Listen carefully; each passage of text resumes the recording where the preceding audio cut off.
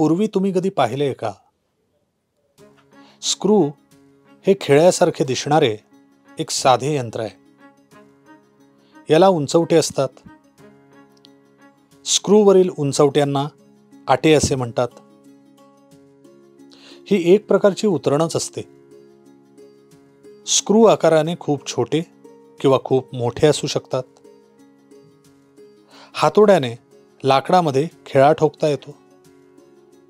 आपण आपल्या बोटांनी जोर देऊन कपड्यामध्ये पिन खोचू शकतो.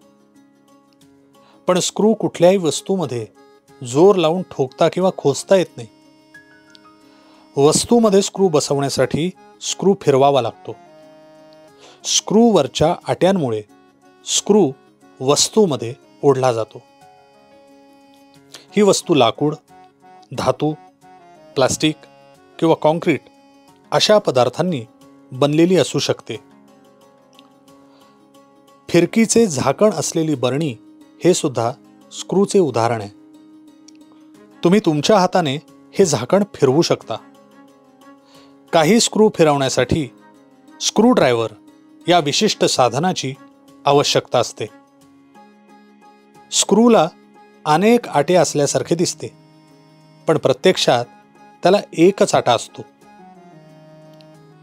या कृतीद्वारे हे आपण समजून घेऊया.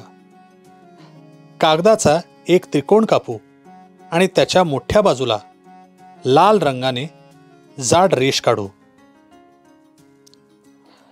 आपण ही लाकडी काडी किंवा कबाबची लोखंडी काडी घेऊ आणि कागदावर चिकटू. आता लाकडी काडीवर हा त्रिकोण घट्ट गुंडाळू.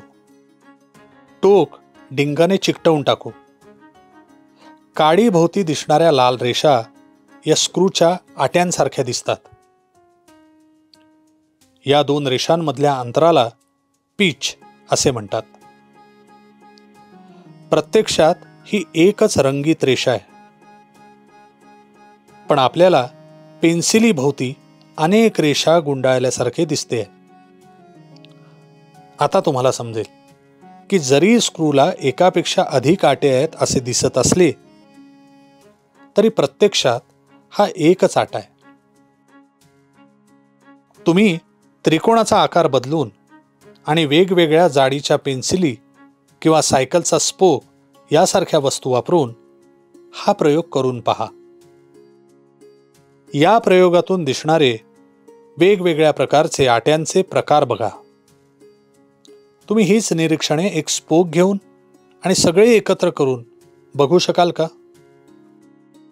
या बरणीच्या गळ्यालाही एकच आटा आहे. त्याच्या खालच्या टोकापासून वरच्या टोकापर्यंत बोट फिरवून पहा. तुम्हाला हे जाणवेल, या बरणीचा गळा म्हणजे स्क्रू आहे. बरणीचं झाकण या स्क्रूवर सहज फिरतं.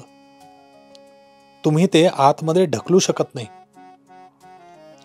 झाकण बरणीच्या तोंडावर घट्ट बसते. स्क्रू बसवायला दाबून जोर देऊन घट्ट बसवण्यापेक्षा जास्त वेळ लागतो का? हे असे का होते? आट्यामुळे झाकण बसवायला वेळ लागतो. काही वेळा जास्त वेळ लागल्यामुळे काम अधिक चांगल्या प्रकारे होते. हे या प्रयोगातूनच बघूया. ही दोन खोड रबर आहेत. आपण या खोड रबरांमध्ये खिळा असा घुसवूया की ज्यामुळे ही दोन्ही खोड रबर एकत्र राहतील. खोड रबरामध्ये स्क्रू घुसवणे इतके सोपे नाही. आपण यासाठी स्क्रू ड्रायव्हर वापरूया. आता ही दोन्ही खोड रबर वेगळी करणं आपल्याला सहज शक्य आहे. स्क्रूने जोडलेल्यांना वेगळे करणे अवघड आहे. आट्याने दोन्ही खोड रबरांना घट्ट धरून ठेवले आहे. खिळ्यापेक्षा स्क्रूमुळे वस्तू अधिक परिणामकारक रीतीने घट्ट एकत्र जोडलेल्या ठेवता येतात. या दोन्ही स्टीलच्या डब्यांमध्ये शेंगदाणे भरूया. एकाच्या झाकणाला आटे आहेत. तो डबा बंद करण्यासाठी हे आटे फिरवावे लागतील. दुसऱ्या डब्याचे झाकण असे नुसते दाबून बसवता येईल. हे दोन्ही डबे मी जर खाली पाडले तर काय होईल? ज्या डब्याचे झाकण नुसते दाबून बसवले होते त्यातील शेंगदाणे बाहेर पडतील. दुसऱ्या डब्याचे झाकण होते तसेच राहिले. स्क्रूमुळे वस्तू घट्ट धरून ठेवल्या जातात. आता तुमच्यासाठी एक प्रश्न आहे. मला बिजागरी वापरून हा दरवाजा बसवायचा आहे. मी काय वापरू? खिळा का स्क्रू?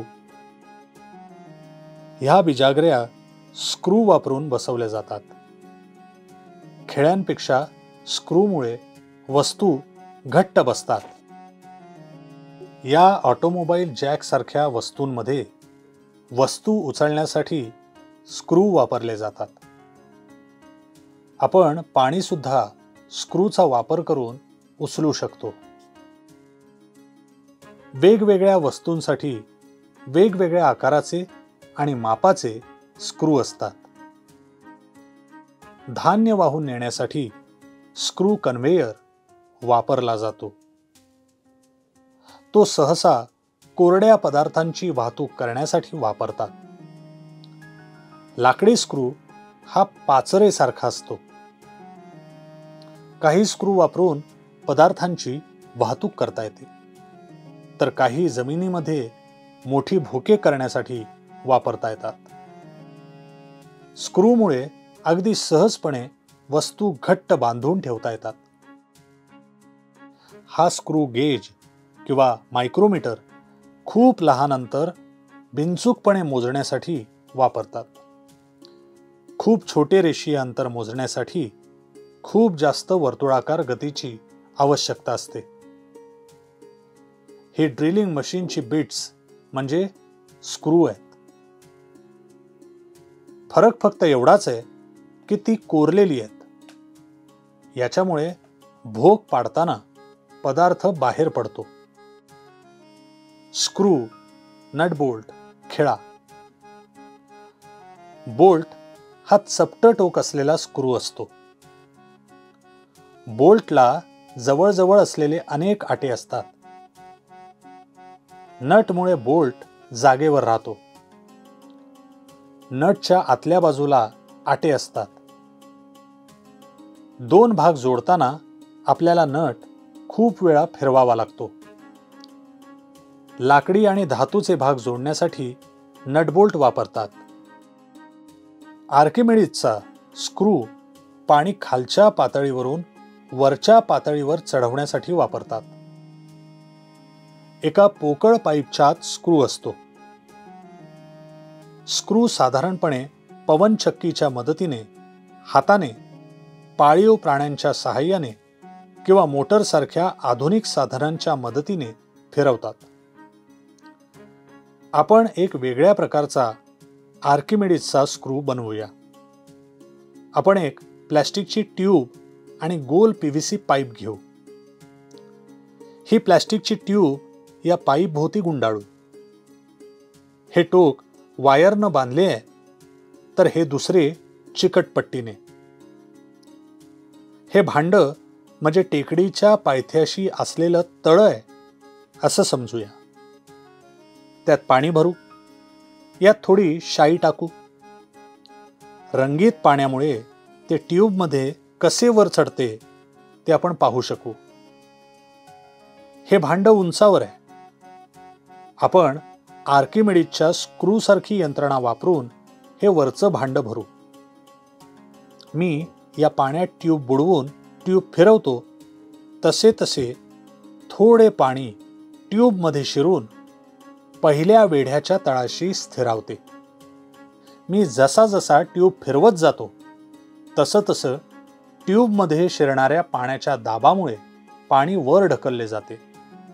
शेवटी ते वरच्या टोकातून बाहेर पडते आणि वरच्या भांड्यात थोडे पाणी जमा होते. वरच्या भांड्यात पाणी वर चढण्याचा वेग वाढवण्यासाठी तुम्ही काय करू शकाल? तुम्हाला ट्यूब अधिक वेगाने फिरवावी लागेल किंवा मोठी ट्यूब वापरावी लागेल. तुम्ही A4 आकाराचा कागद, दोरा आणि काही कार्डशीट किंवा पुठ्ठे वापरून स्क्रूची प्रतिकृती बनवू शकाल. वेगवेगळ्या प्रकारे हे करून पहा. आपण काय शिकलो? स्क्रू हे उतरणीचे विकसित रूप आहे. आपल्या भोवताली सगळीकडे स्क्रू आहेत. त्यांचा उपयोग वस्तू वर उचलण्यासाठी होतो. तुमच्या घराच्या आजूबाजूला जिथे स्क्रू वापरला आहे अशी उदाहरणे शोधा. आव्हान: या दोन स्क्रूंची लांबी समान आहे, पण त्यांचे आटे वेगवेगळे आहेत. कोणता स्क्रू वस्तूमध्ये लवकर घुसेल? कोणता स्क्रू वस्तूमध्ये घुसवणे अधिक सोपे जाईल? स्वाध्याय: स्क्रू या साध्या यंत्राचा उपयोग आपण कुठे करतो याची 5 उदाहरणे लिहा.